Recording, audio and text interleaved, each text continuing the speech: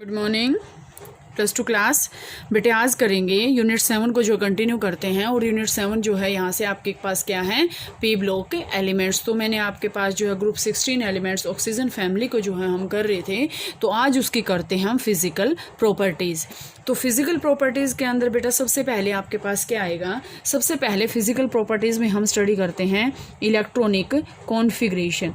तो बेटा सबसे पहले इलेक्ट्रॉनिक कॉन्फ़िगरेशन, अब देखो ध्यान से, ये हमारी यूनिट का नाम क्या है, पी ब्लॉक एलिमेंट्स। अब पी ब्लॉक एलिमेंट है तो मैंने कल आपको बताया था कि पी ब्लॉक एलिमेंट का मतलब क्या है कि the P block elements are those elements in which last electron fill up in the P subshell. कि पी सबशेल के अंदर अगर लास्ट इलेक्ट्रॉन जाता है तो हम उसको बोलते हैं पी ब्लॉक एलिमेंट्स। तो बेटा इसकी इलेक्ट्रॉनिक कॉन्फ़िगरेशन देखो, मोस्टली आपके पास क्या होती है कि जो ये ग्रुप 16 के इलेक्ट्रॉनिक कॉन्फ़िगरेशन है, वैलेंस शेल इलेक्ट्रॉनिक कॉन्फ़िगरेशन है, वो आपके पास आती है NS2NP4। अब ध्यान से देखें, N जो है आपके पास वेरिएबल है। वेरिएबल का मतलब क्या है कि ये 1s भी हो सकता है, ये 3s भी हो सकता है। P मतलब ये आपके पास 2p भी हो सकता है, और आपके पास यहाँ से ये 5p भी हो सकता है, कि depending upon the number of electrons. और ये क्या है, अब यहाँ से देखो s कंप्लीट है, p यहाँ पे अनफिल्ड है और कम्प्लीटली फिल्ड नहीं है, तो इसका मतलब लास्ट इलेक्ट्रॉन किस में गया, p में। तो इसकी वजह से हम इसको बोलते हैं पी ब्लॉक एलिमेंट्स। और इसकी जो जर्नल इलेक्ट्रॉनिक कॉन्फ़िगरेशन है वो यहाँ पे क्या है, NS2NP4। अब जैसे मैं आपके पास एग्जांपल करवाऊंगी इसके NP4। एक बार मैं यहाँ पे देखो, यहाँ पे लिख रही हूँ कि जो इसके एलिमेंट्स हैं, सबसे पहले क्या था, ऑक्सीजन। ऑक्सीजन के बाद यहाँ पे हमारे पास और क्या था, सल्फर। सल्फर के बाद हमारे पास क्या आया था, सेलेनियम। सेलेनियम के बाद आया था टेलुरियम, और टेलुरियम के बाद आया था पोलोनियम। और कल मैंने आपको बताया था कि ये आपके पास क्या होते हैं, नॉन मेटल्स होते हैं। यहाँ से मेटालिक प्रॉपर्टी शुरू हो जाती है, और ये आपके पास रेडियो एक्टिव है, और यहाँ पे मेटालिक प्रॉपर्टी जो है ये शो करता है। तो बेटा यहाँ से अगर हम इनकी जो है 1 बाय 1 इलेक्ट्रॉनिक कॉन्फ़िगरेशन अगर देखें, तो 1 बाय 1 इलेक्ट्रॉनिक कॉन्फ़िगरेशन देखने के बाद देखो ऑक्सीजन का कितना होता है, 8। ऑक्सीजन का एटॉमिक नंबर कितना है, 8। सल्फर का कितना है, 16। ठीक है, और इसका कितना है, सेलेनियम का आपके पास आता है 34। ठीक है, 34। और टेलुरियम का आता है 52, और पोलोनियम का आता है आपके पास 84। ठीक है, अगर हम इसके अकॉर्डिंग इसकी सभी की इलेक्ट्रॉनिक कॉन्फ़िगरेशन देखेंगे तो आपके पास क्या आएगी, NS2NP4। ध्यान से देखो, यहाँ से NS2 की 8 की क्या आएगी, 1s2 2s2 2p4। हम इसको नहीं देखते क्योंकि यहाँ पे ये क्या हो जाता है, हीलियम को कंप्लीट कर लेगा ये। ठीक है, और लास्ट क्या आया, NS2NP4। इसी तरह हम सल्फर की देखेंगे तो क्या आएगा,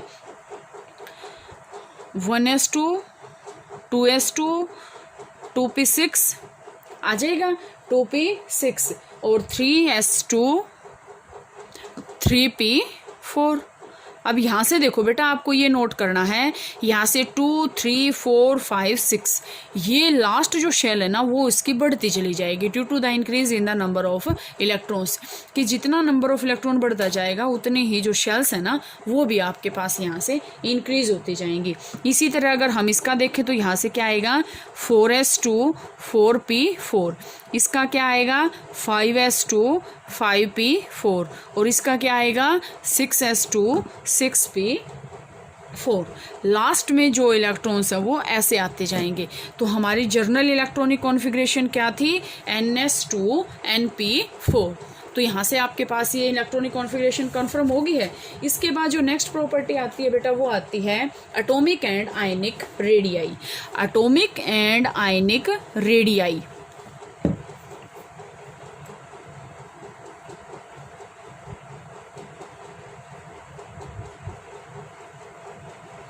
एटॉमिक एंड आयनिक रेडियाई। ध्यान से देखो, एटॉमिक और आयनिक रेडियाई जो इसका ट्रेंड है ना बेटा, हम इसमें जैसे कई बार जो है ग्रुप 15 से इसको कंपेयर करेंगे, तो ग्रुप 15 की जो रेडियाई है ना उससे ग्रुप 16 की जो रेडियाई है, एटॉमिक और आयनिक रेडियाई है, वो इसकी क्या है, स्मॉलर है।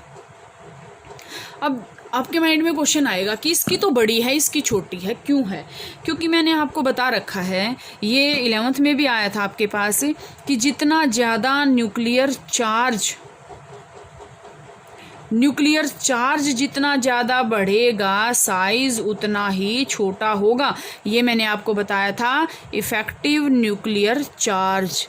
ये मैंने आपको यहाँ 11th में बताया था कि जितना चार्ज बढ़ेगा उतना ही साइज़ घटेगा। ये कंसेप्ट एक बार ध्यान से समझो बेटा, क्योंकि ये कंसेप्ट बार बार आएगा, ये कंसेप्ट बार बार आपका आएगा। तो न्यूक्लियर चार्ज जितना बढ़ेगा, साइज़ उतना ही घटेगा। क्यों घटेगा? देखो, अब जैसे मैंने यहाँ से ये कह दिया, ये न्यूक्लियस है और ये इसके चारों तरफ शेल्स हैं। शेल्स हैं तो न्यूक्लियर चार्ज बढ़ रहा है, चार्ज बढ़ रहा है, तो इसका मतलब क्या है? जो शेल्स है ना, वो किसकी तरफ अट्रैक्ट हो रही हैं? न्यूक्लियस की तरफ। और शेल्स, ये जो ऑर्बिटल्स हैं, सब शेल हैं, अगर ये न्यूक्लियस की तरफ जाएंगे तो ये क्या होएगा? एक्सपेंड थोड़ी होएगा, ये तो आपके पास क्या होएगा? कॉन्ट्रैक्ट होएगा। तो कॉन्ट्रैक्ट होने के बाद क्या साइज़ क्या होएगा? छोटा होएगा। ठीक है। और यहाँ से आपके पास और क्या आता है बेटा? जो एटॉमिक रेडिया, ये तो मैंने ग्रुप 15 से बताई है, लेकिन अगर हम इसकी देखेंगे कि डाउन द ग्रुप अगर हम जाएंगे, ये तो था ग्रुप 15 से इसकी जो है कंपैरिजन थी, लेकिन अगर हम इसी में ये देखें कि हम ऑक्सीजन से पोलोनियम तक गए, तो यहाँ पे इसका ट्रेंड क्या रहेगा कि जो एलिमेंट्स है, एटॉमिक रेडियाई है ऑक्सीजन फैमिली की, वो क्या होएगी? इंक्रीज होएगी डाउन द ग्रुप। ये आपको पता है कि डाउन द ग्रुप अगर हम जा रहे हैं, ये हम डाउन द ग्रुप जा रहे हैं, और ग्रुप 15 और ग्रुप 16 हम अलोंग द पीरियड चल रहे थे यहाँ से ऐसे। ठीक है। तो यहाँ से तो जो साइज़ है वो घटता ही है, लेकिन अगर हम यहाँ से देखते हैं तो साइज़ क्या होएगा? इंक्रीज होएगा। Size will be increase. तो यहाँ से आपके पास ये पॉइंट क्लियर है कि ग्रुप 15 से तो छोटी है, लेकिन अगर हम डाउन द ग्रुप जाएंगे, हम सिर्फ ग्रुप 16 की बात कर रहे हैं यहाँ पे, ग्रुप 16 में अगर हम ऊपर से नीचे जाएंगे तो साइज़ क्या होएगा? बड़ा होएगा। साइज़ बड़ा होएगा तो एटॉमिक और आयनिक रेडियाई भी क्या होगी? बड़ी होगी। ठीक है। इसके बाद आपके पास आता बेटा कि इसमें आपके पास आएगा डेंसिटी, मेल्टिंग और boiling point. Density, mass by volume, boiling point और मेल्टिंग पॉइंट।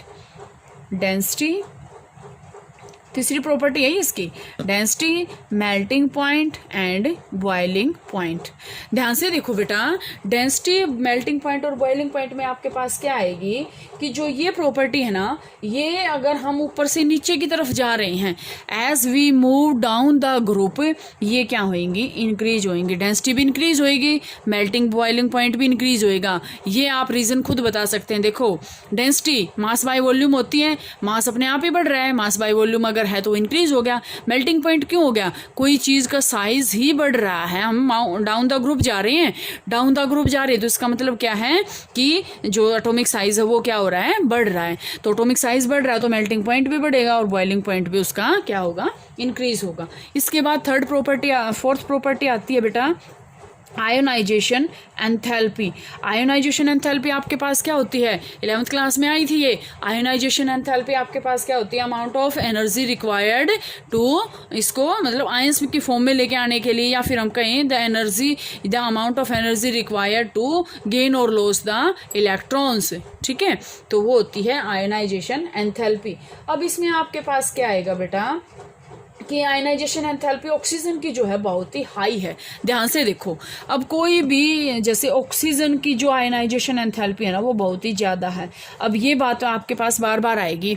जैसे मैं देखो बेटा, ये मैं आपके पास ये कहती हूँ, एक तो मेरे को ये कंपाउंड तोड़ना है और एक मेरे को ये कंपाउंड तोड़ना है, तो मैं इसको जल्दी तोड़ दूंगी, इसको नहीं तोड़ूंगी। मैं आप कई बार जैसे क्लास में भी एग्जांपल लेके बताती हूँ, मेरे पास ये चौक का टुकड़ा है, मैंने ये बता दिया ये तो मार्कर है, मेरे को बीच में से तोड़ना बहुत जल्दी टूट जाएगा, लेकिन मैं इसकी कैप को अलग कर लेती हूँ, इसको तोड़ना मेरे को ज़्यादा फोर्स लगाना पड़ेगा। तो इसका मतलब ये है ऑक्सीजन का साइज छोटा है, पोलोनियम का साइज बड़ा था।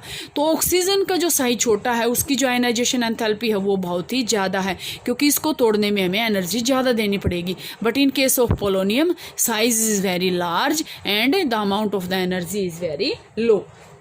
आयनाइजेशन एंथैल्पी क्या होएगी, एज वी, ये कंसेप्ट है बेटा, इसको ध्यान से रखना, कुछ चीज़ें घटेंगी कुछ चीज़ें बढ़ेंगी। अब यहाँ से अगर हम देखते हैं ionisation enthalpy down the group, mostly हम डाउन द ग्रुप ही जाएंगे, तो डाउन द ग्रुप जाएंगे तो आयनाइजेशन एंथैल्पी क्या हो रही है, डिक्रीज हो रही है। आयनाइजेशन एंथैल्पी, आपके पास क्वेश्चन आ सकता है कि why ionisation enthalpy of oxygen is very high in comparison to the polonium. तो यहाँ से आप कंसेप्ट ये डालोगे कि as we know that ionisation energy या ionisation enthalpy of oxygen is very high because of the small size of the oxygen, but in case of polonium the size of the atom is very large and the amount of the energy is very low. इसके बाद आपके पास आती है बेटा electronegativity. Electronegativity, अब फिर से वही बात आगे कि इलेक्ट्रोनेगेटिविटी होती क्या है। Electronegativity is the amount of the energy required to gain the most loosely electron from the, ये आपके पास क्या होती है इलेक्ट्रोनेगेटिविटी की, इसमें आपके पास इलेक्ट्रोनेगेटिविटी की डेफिनेशन अगर हम देखें, the tendency of an atom to attract the shared pair of the electron towards itself. तो देखो आपके पास ऑक्सीजन फैमिली, ऑक्सीजन की जो इलेक्ट्रोनेगेटिविटी होती है वो हाईएस्ट होती है। हाईएस्ट क्यों है, क्योंकि ऑक्सीजन क्या करता है, 2 इलेक्ट्रॉन को गेन करता है। तो इलेक्ट्रोनेगेटिविटी क्या है, सबसे ज़्यादा किसकी है, ऑक्सीजन की।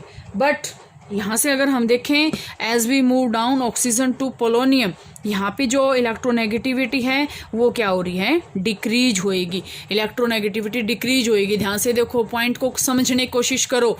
कोई भी, ये ऑक्सीजन क्या है, नॉन मेटल है। नॉन मेटल तो इलेक्ट्रोनेगेटिव होते ही हैं, लेकिन जैसे हम पोलोनियम पे जाएंगे, पोलोनियम की प्रॉपर्टी क्या है, इलेक्ट्रो पॉजिटिव करैक्टर शो करने की, क्योंकि ये क्या था, मेटल, और मेटल इलेक्ट्रोनेगेटिव थोड़ी होते हैं, मेटल तो इलेक्ट्रो पॉजिटिव होते हैं। तो अगर हम नीचे जाएंगे तो इलेक्ट्रो पॉजिटिव करैक्टर तो बढ़ता जाएगा, लेकिन इलेक्ट्रोनेगेटिविटी क्या होती जाएगी, डिक्रीज होती जाएगी। तो यहाँ से आपके पास क्या आएगी, electronegativity will be going on decreasing as we move down the group, and highest electronegative element in the oxygen family is oxygen, because it have tendency to gain 2 electrons to acquire O2 negative. तो electronegativity यहाँ तक के terms जो है बेटा। इसके बाद electron gain enthalpy, metallic character, oxidation state आएगी, वो जो है कल करते हैं।